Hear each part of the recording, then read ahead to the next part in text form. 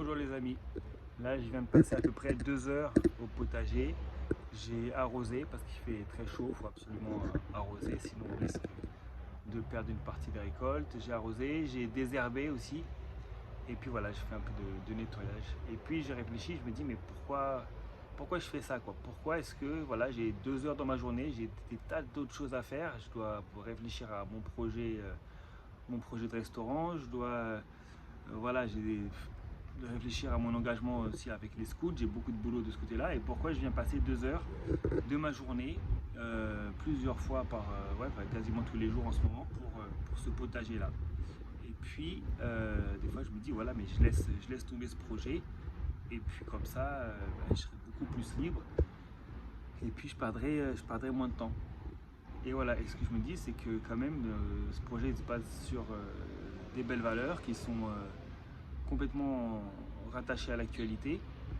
Je me dis que ce jardin-là, si on n'en fait pas un potager, ben voilà, ça va être soit du gazon, soit des fleurs.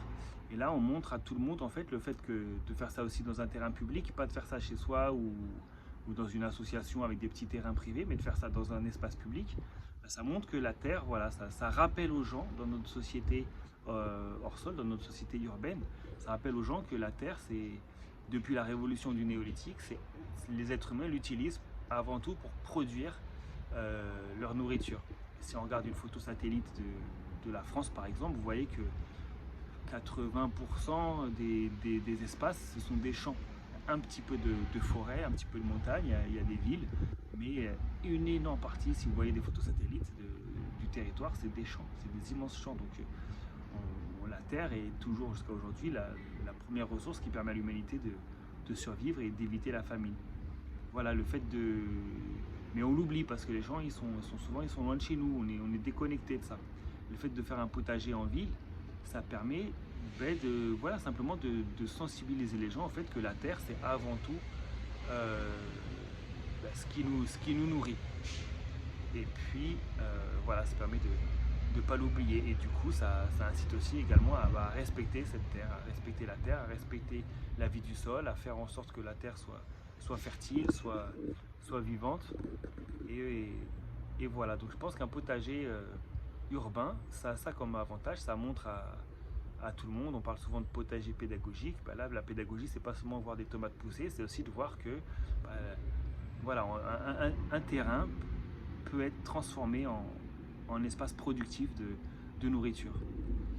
Voilà, je pense que c'est important. Ce qui me motive aussi, c'est de me dire que ce terrain-là, où il n'y avait rien à la base, bah, on peut en faire un petit oasis de paix, un petit oasis de nourricier avec des tomates, des concombres, des carottes, des betteraves, des framboises, des fraises.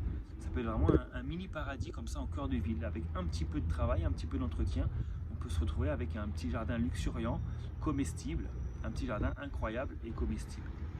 Voilà, donc c'est ça qui me motive et qui me dit qu'il faut qu'on se batte quand même pour garder ce terrain et puis pour continuer à le mettre en culture. Ça serait vraiment un trop bon exemple pour les gens qui passent et puis surtout le fait que c'est pédagogique, c'est participatif, tout le monde peut participer, tout le monde peut récolter.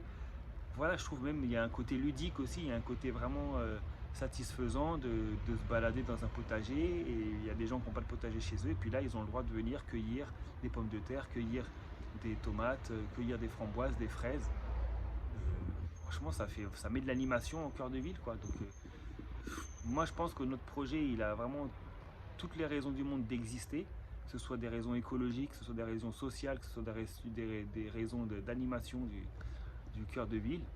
Et puis, c'est pour ça que je pense qu'il faut qu'on continue de s'investir dedans. Voilà, c'était une petite pensée du jour. Allez, bye bye.